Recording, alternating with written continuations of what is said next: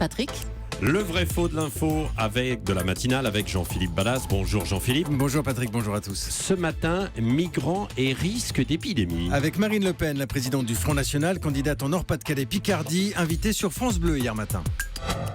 En 2009, 50% des cas de tuberculose et 75% de la prise en charge des hépatites B chroniques concernaient les migrants.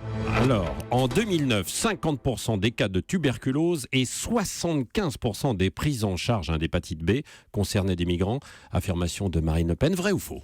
Alors vrai pour les chiffres, mais surtout totalement faux pour leur interprétation. Alors les pourcentages que donne Marine Le Pen, ils existent, tirés effectivement d'une étude de 2009 de l'INVS, l'Institut de veille sanitaire. Et quand le Front National parle d'épidémie aujourd'hui, il sort un communiqué officiel redoutant, je cite, les prémices d'une catastrophe sanitaire, le risque de propagation rapide alimenté par un réseau d'immigration massive et incontrôlée. Et que répondent les scientifiques, Jean-Philippe? Alors justement, dans son interview d'hier, Marine Le Pen évoque à un moment une sommité, le docteur Charlotte Biron. Nous avons contacté le CHU où elle travaille, nous avons envoyé une copie de l'enregistrement.